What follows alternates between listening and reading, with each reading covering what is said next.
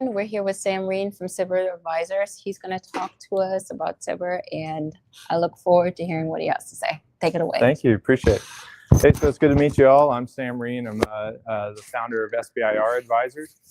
Prior to this, I was a contracting officer in the Air Force. So my job was to buy things for special operations, and then after that, I moved to offensive cyber, and that's how I landed here in San Antonio. There's a lot of cyber activity here. So I was on the buying side for a long time, and one of the problems that we always had was we were losing an arms race, especially in cyber. Is like whoever has the newest, shiniest toy wins the cyber war, right? So it would take us 9 to 12 months to buy things, and in that time frame, like a new iPhone would come out and replace whatever exploit we were trying to take advantage of. And so we were constantly behind the 8 ball because the things we were buying were obsolete by the time we bought them. So I was very frustrated trying to get good tech to the warfighter and not being able to do that because of our processes. So I went out looking for ways that we could speed things up and get tech to the warfighters faster. And one of the programs I came across was SBIR. But I came across that because I wanted to work with startups, because I thought if anybody can save us from ourselves and help us, win this arms race, it's going to be these super fast, agile, innovative companies. And so went to go, to Black Hat and a couple of these industry conferences and asked them like, hey, why aren't you guys working with the Department of Defense? And a lot of them said, well, we don't know how. We struggle to know who the customer is, where they are, how to find them. And then once we find them, they tell us, hey, this is great, but I don't have any money. And so it's this challenge of like, okay, well, how do we find money to start working together? And this is where SBIR and STTR comes in. So has anybody heard of SBIR, STTR before? Okay, a few. Okay, cool. So it stands for Small Business Innovation Research Program, and the STTR is not a very good acronym. It stands for Small Business Technology Transfer Program. How that equates to STTR, I don't know. But it's virtually the same program. It's just that one requires a university or nonprofit partner. That's the STTR side. So we'll talk mostly about the SBIR piece today. So in SBIR, Small Business Innovation Research, this is a program that started back in the 80s. It was 1982, Congress created it, and they mandated that 3.2% of the total DoD budget has to go to, R&D budget, excuse me, has to go to small business. And so for the Air Force, that's about $3 billion, well, $1.2 billion, $3 billion for the entire Department of Defense, Department of War now. But it's about $1 billion for the Air Force, $2 billion for Space Force, so it's about $0.2 billion for Space Force. I think this is where I should probably lean on my slides for the data. But the point is, it's a large pot of money, and it's not set aside for any one requirement, right? So it's kind of like a colorless money, if you will, that it's not required to be for any kind of given program. We're able to kind of manipulate it for what we want to spend it on. And so this is great. So back when they started the program, though, there was only one kind of SBIR. It was called specific topic. And so if you're familiar with SBIR, you might have seen this, where every couple of months or so, they publish this long list of problems and requirements. And if you've looked through that laundry list, they're all super specific. Like, we need a lightsaber. It's got to be 3 feet long, 2 inches wide, cut through steel, all that. And if you're looking at that and you don't make lightsabers, you're like, well, how am I going to propose to this? But even if you do, you're competing against all the other companies that have similar solutions. So it turned into this race to the bottom. Who could provide the most ambitious, white paper, the most ambitious science project to solve this problem? And so also who could do it for less cost. So what that meant is a lot of these solutions that were getting awarded were too ambitious to actually become reality by the end of the SBIR program. So less than 1% of technology being acquired by SBIR was making it to the field, was making it to warfighters. It wasn't transitioning, getting to scale and going to production. And so around 2018, the Air Force said, all right, we need to change this, because this is a significant chunk of our budget. It's $1 billion a year that is going to science projects, but it's never making it out of the lab. How can we turn this into an acquisition program? And so what they did was they created the open topic. So now the open topic SBIR says that we don't know what our problems are. We have no idea. We want to see what you have. And so they allow you to take anything off the shelf that you're working on and push that requirement onto the DoD or the Air Force and say, we think this could help you. And they look at thousands of proposals, and it's everything from pillows, satellites, and everything in between. And they pick the most interesting technologies they think have a real use case. So this was a game changer for startups who now, instead of having to wait, perhaps years to see a requirement come out that matches their solution, they can now take technology that they're getting funded with investor dollars and go and try it and sell that to the DoD and push the requirement or push the solution rather than wait for a pull, right, from the Department of Defense. So that's really how we use the SBIR program now as a business development tool, because now you're able to go talk to customers inside the Department of Defense. And when you connect to those buyers and they tell you, these are my problems and I just don't have money, or you're pitching your solution to an airman and he says, gee, this is great, I wish I could use this, but I don't have any budget, you're able to say, that's okay, you don't need budget. We're going to go through the open topic and we're going to go get other people's money to fund it and start working with you now. So it kind of helps bridge the gap between today and next fiscal year when they actually do have budget. So it solves a bunch of customer problems. They're able to get commercial solutions that you've built today on a really fast contract. They're able to do it without their own budget, without any risk to their own schedule. So it's other people's money. It's not their funding. And it helps you because it comes with several benefits. One, of course, it's non-dilutive funding, and you get to propose the milestones. So you get to say, this is my work plan, and it can align with your commercial roadmap. So as you have these product development items that you need to knock down, you can have those funded with government research and development dollars. But two is it gives you all the data rights, all the IP. So normally if the government pays to develop something, they want to own it. But in this case, because it's the SBIR program, it's supposed to be a commercialization, kind of like a small business program, they want you to own all the IP. So 100% of the data rights that belong to you, whether it was funded by the government or out of your own expense, you keep it all. So if you built it for one squadron or unit, you're able to go next door and sell it to the next unit because you own the IP.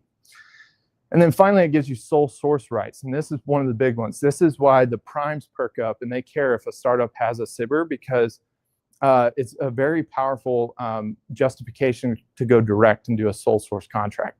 So normally if the government wants to solicit and go buy something, they have to put it out for bid and they have to get a bunch of submissions, RFP, proposals, excuse me. They have to look at all these proposals, evaluate them all, judge, which one's the best value, and then pick one. Well, there's several exemptions of why you could go direct, and you don't have to do that process, and that's good for you, right? Because you don't have to compete. You don't have to compete on price, and you can get it done a lot faster than doing this whole evaluation process. Well, there's several common known justifications, like if it's national security, like somebody's going to die if we don't award this thing, or if it's only one vendor or one source available, you're the only one that makes that's eligible. Maybe you're a service disabled veteran owned company, or a minority owned company, or a women owned company. They all give you ability to do sole source. But the problem with those exemptions is that they usually have a cap. So you can do sole source up to 20 million before you're not able to do it anymore. They have to compete it within that sector. So they're going to say, we're going to compete this requirement across multiple women-owned companies. And so there's still competition, it's just a smaller pool. With the SBIR program, there's no cap. There's no limit to how big that phase 3 contract, that sole source contract can be. And so it's a really powerful tool that stays with that product for the life of the product. So even if you become a large business, that solution that you want SBIR for still keeps all the sole source rights. And so this is why primes are interested in it, because they'll go in and they'll buy small businesses because they want their SBIR sole source rights, and they want to be able to sell solutions to the DoD without competition.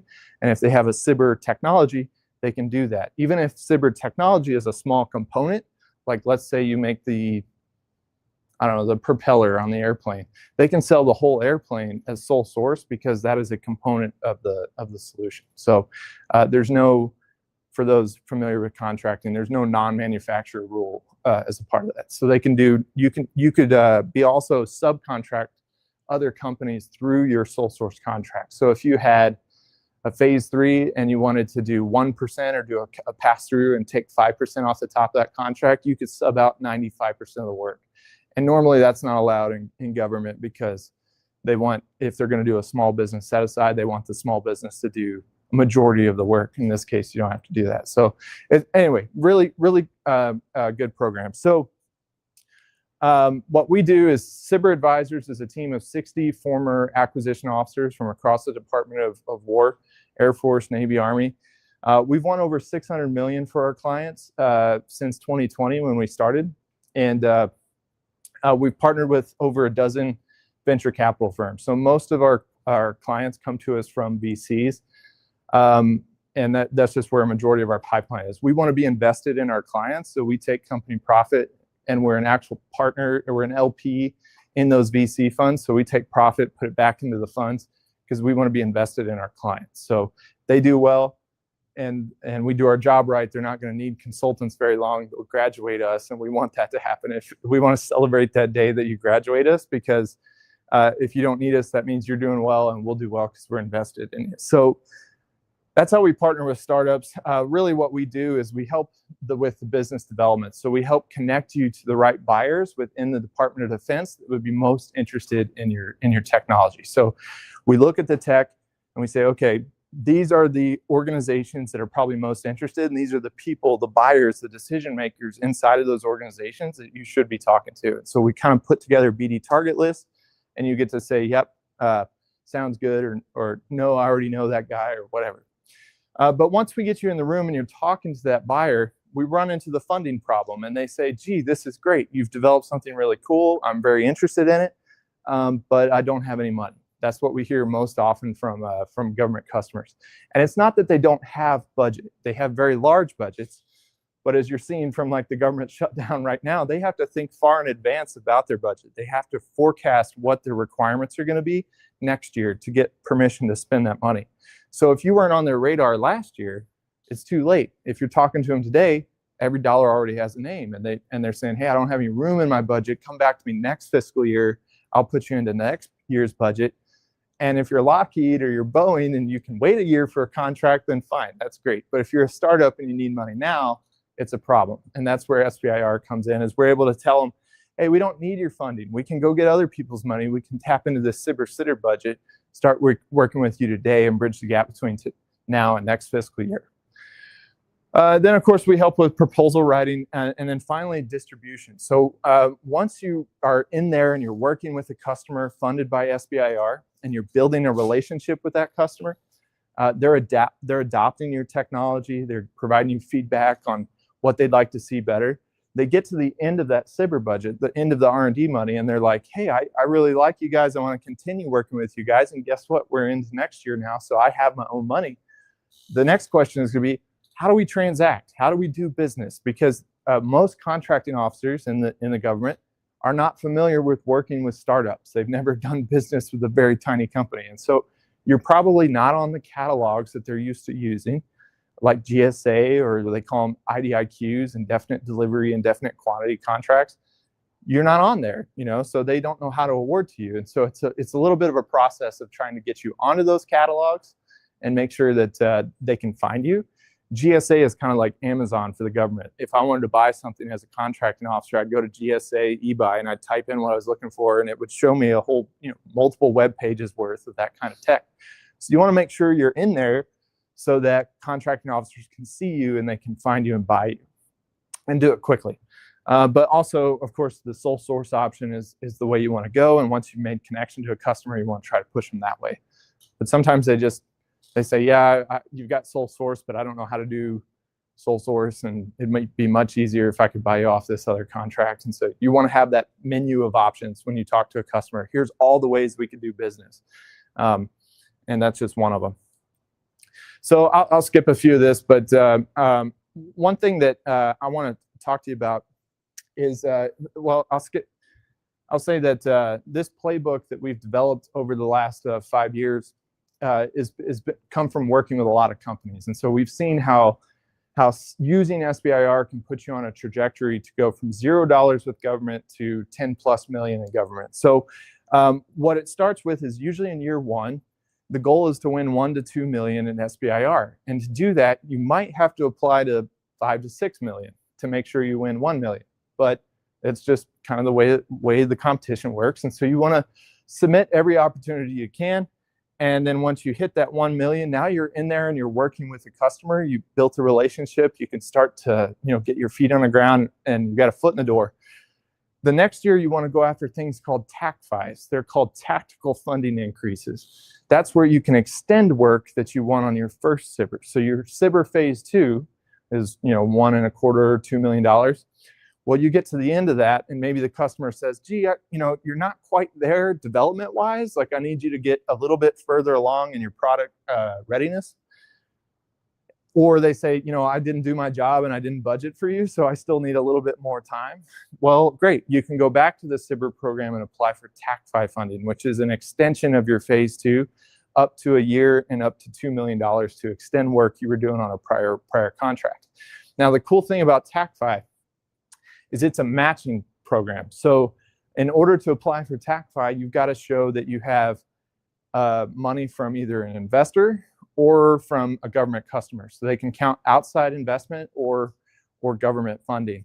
But for every dollar in investment you get from an investor, you can apply for $1 in TAC-FI, up to 2 million.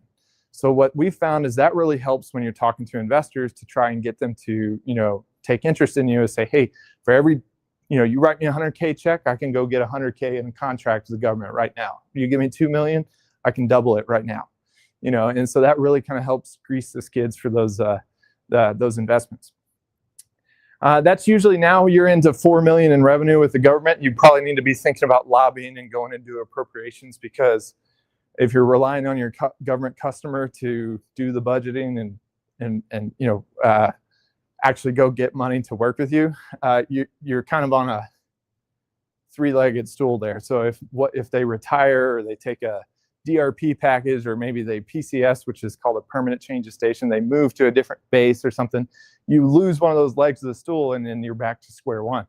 So to kind of to get around those risks of, like, I don't want my customer to leave, I want him to actually budget for me for next year, you can do the budgeting for them by working with the lobbyists and getting appropriations money. So you can actually go work the Capitol Hill and get your congressman to add funding into that program for your technology, and then you can basically drop money into the lap of your customers. For every $1 that you get in appropriations money, you can award that on a phase 3 contract. That's the sole source contract that we were talking about earlier. And for every $1 in appropriations, you can get matching funds through what they call strat-fi, so strategic funding increase. So strategic funding increase starts where the TAC-FI left off, right? So this was a $2 million contract. Strat-Fi starts at 3 million and can go up to 30 million. So we work with a lot of space companies, and $2 million doesn't get them off the launch pad. So they need a lot more money, and that's kind of where Strat-Fis come in. So if you run this playbook, you'll look like the rest of our clients who have done this successfully. So we worked with Anduril Capella Space. It took them a little bit longer to break that 10 million in government revenue. It's because they did the steps out of order. So Anduril began lobbying first. They thought they could buy their way into the government, so they started working with lobbyists. They'll tell you they regret that. They spent a lot of money in the first 2 years, and they didn't have a customer to put that money anywhere. So they figured that out. Their first $1 of revenue from government came from SBIR in 2019. I was lucky to have a part in that. And then helped them get to phase 2, and then they reached strat-fi and appropriations, so they broke 30 million at year 5. More recent clients followed the playbook exactly. They did the milestone. They did all the milestones in order and the proper steps. And we were able to go from $0 in government to 30 inside of 36 months, which I know that's not fast for commercial, but that is lightning fast for government. To go from zero to program like that is really good. So that's the playbook we run over and over again. I will stop there. I don't know how I'm doing on time, but I'd love to take questions.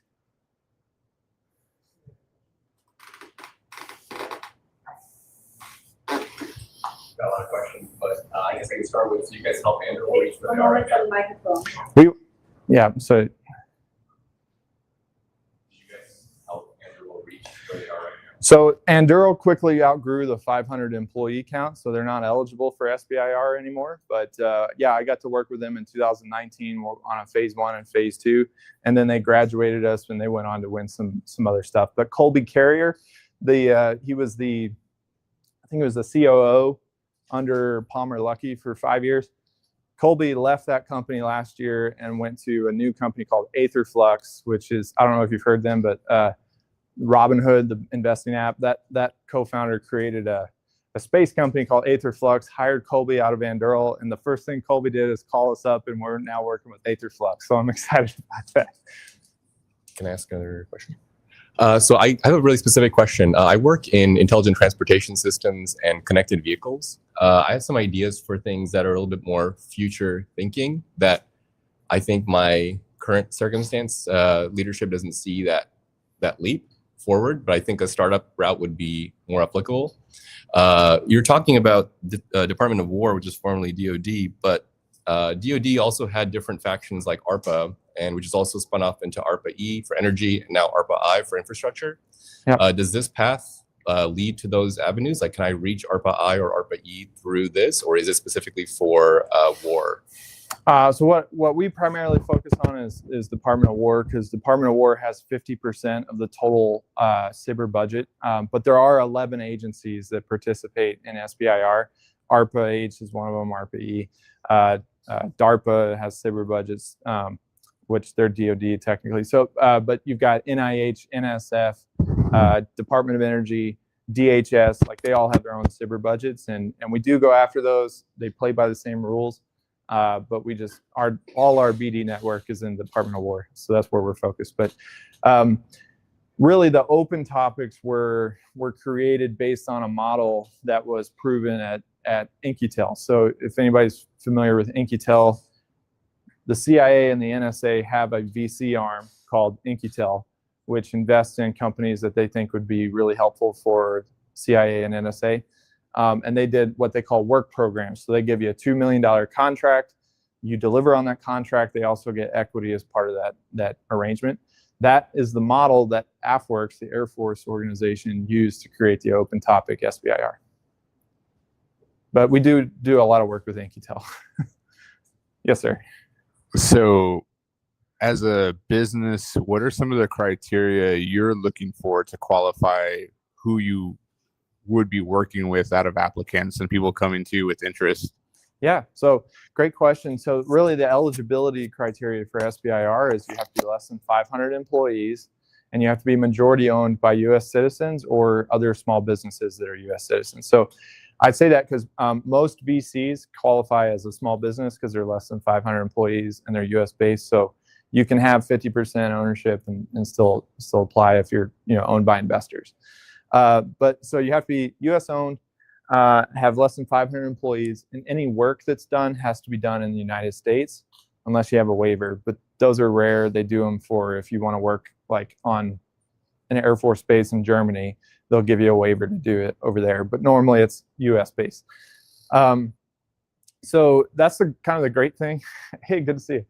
That's the great thing about this program is like you can really get into it at a very early stage because what they look for is defense need and technical merit. And so if you have both of those things, you say this solves a big problem for the Department of War, and you can prove technical merit, then they really don't care what size company you are. Like, so there's a lot of companies, clients that we work with that are very small. They're 1 to 2 man shops, and they're able to get into the door through this and then scale quickly. But it does help to have venture money. It does help to have investors because they look at that as validation of your technology. So I said VC and investor, but also if you have revenue. So if you're not selling equity, but you're selling product, if you have revenue, that also is a way to validate that, hey, your technology has merit. Someone has written a check for it, whether through equity or sale. And so that kind of validates that you can deliver on what you're saying that you're going to deliver on. So that is a strength, but you don't have to have those things to win.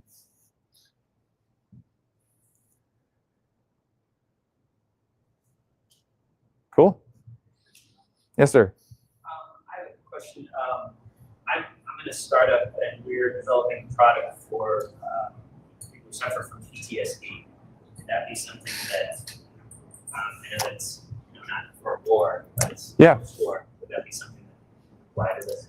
Yeah. So there's kind of a shakeup going on in the Department of War right now, in that they created the Defense Health Agency. And then basically the Army, Navy, and Air Force said, okay, everything medical, everything hospital, they should pay for it. DHA, DHA should pay for it, Defense Health. And so we saw a little bit of time there where like it was harder for health products or clinical products to go to the Army or Air Force and sell into them, unless you had like a battlefield application. If you belonged like on an ambulance or in a Blackhawk or in a medic bag, they cared about it. But if you were in a hospital setting, they wanted you to, go to DHA. That is now shifting back the other direction. So they haven't, that kind of, there's a lot of plates in the air now, but cool fact is that the DHA the director of their SBIR program is here in San Antonio. He offices out of Velocity, Texas, just down the road here. Jeremy Nelson there. So he would be a great guy to go talk to about what you have. And he could tell you, yeah, we're interested in this or not. And then, he might be able to direct you to who could. The VA is, they've got a large budget. They don't have any R&D budget. And so they don't have a SBIR program. However, they do award these phase 3 sole source contracts. So what we've seen is we're able to go get medical products, funded here in Army or Air Force, and then we're able to go sell it to the VA. Yes, sir. My biggest problem right now is going from like 0 to 0.5. Okay. Like not even 1, because what I'm finding is that I'm not a product company. There is a product, but I'm not a product company. The product is essentially like a beachhead strategy to show them this is the process. Right. So when I go to like create like a SBIR proposal, it's designed around products and it's not really what I'm trying to sell. Yeah. So yeah, for everyone online, the question was like, I'm not a product company, is SBIR for me, basically, kind of. So the answer is yes, but it kind of changes your approach. And I actually like working with services companies because instead of me having to go to a customer and try to push a widget on them, I can go to a customer and say, what is on your unfunded list? What is on your backlog that you wish you had that you don't have those features today or whatever? And they'll tell you, they're like, yeah, I would have XYZ if I had the money. And then as a not a product company, you can say, well, that maybe that piece of your requirement is in my strike zone. Like I can build a custom solution to solve that problem, and I can get it funded through SBIR. So you basically productize their need. What you're delivering is services, right? You're delivering IT services in that example, but what you're proposing is the outcome, the end solution. So the other way to do it as not a product company is to look at the specific topics. So the specific topics are still there, and every month they publish a list of problem statements that they have, and you can look through that list and see if any of those interest you. You can apply to those, and that's easier to do if you're a services company than if you're a product company trying to force your tool into that, your round peg in that square hole kind of thing. So yeah. Yes, sir. Sam, I just stepped out. It sounded like the answer to that question might have been partially what my question is. But our question was, do you know what percentage of of the like phase one awards, for example, are open topic versus the So the question was, what percentage of the awards are open topic versus specific topic? That is a really good question. I think like last year they awarded 700 phase one awards. I believe, I think around 500 of those were open topic, 200 were specific topic. That's a WAG though. I don't have that right in front of me, but that's kind of the probably percentages you're looking at. It's about 80-20, 80% open, 20% specific. That's because the specific topics are larger. So they're usually in the 150 to 200,000 range versus the open topic awards. They're like 75,000, but they're shorter in length. And so a phase one award, the scope of a phase one contract is you propose your solution. You say, here, this is what we do. And they say, cool, go prove it. Go validate that this is actually needed in the Department of Defense. Here's $75,000 in 90 days. So your job during that 90 days is not to create a prototype. It's to go find a customer and find someone who will raise their hand and say, yeah, I need this and I want to work with you. And if you find them, then they can sponsor you to go to phase two, which starts at $1.25 million and it can go up to $1.9 million. But that's when now you're actually getting paid to do work with the customer you identified and deliver a prototype. Or it does, and I'm using that generally. You don't have to deliver anything under a phase two. You are the master of your fate there. So you own all the milestones and you can tell them what you're going to deliver. And a lot of times we recommend to clients, don't get ahead of your skis here. Don't promise something you're not sure you can deliver on because you won't get paid if you don't deliver it. So deliver instead like a report that says, here's how far we got with the time and money you gave us. And as long as you deliver the report, you're meeting your contractual obligations, you're getting paid. Yes, sir. Second question would be, we were working on a phase two. We have a software company. So this is the first training. So we were working on a phase two right during COVID, about 2020, right at 2021. But then got into commercial work and enterprise stuff. Stayed out of this role for a long time. With all the recent, I know that this administration has a big focus on empowering the warfighter and building great tools. But with the DOGE cuts too, have there been any significant sort of material changes to the program? Yeah. So a really good question. I'm glad you asked it because the question was like, has anything with the current administration with DOGE or any of the shakeups on the Hill affected the SBIR program? The answer is yes. So though DOGE didn't cut any funding for SBIR, what it did is it cut a lot of personnel, and so it slowed down some timelines. And so where we used to see awards in 30 days, now it's closer to 90 days that we see an award. And so from the time you put a proposal and the time you get a contract, so it's had those impacts. But more recently, the government shutdown just says no new contracts until we get government funded again. So today, as I'm standing here, there's no SBIR program, but everybody knows the government's going to come back, and the SBIR reauthorization and extension is in the bill. So, yes.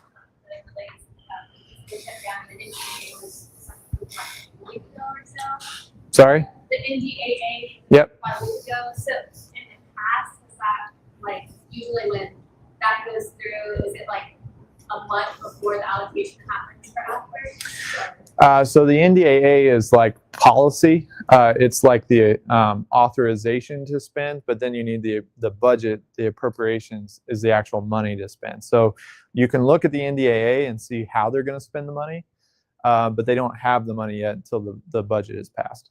And so there's a lot of good things in that NDAA, which I'm excited about. It increased the budget for Defense Innovation Unit, which if you haven't met those guys, they're up in Austin.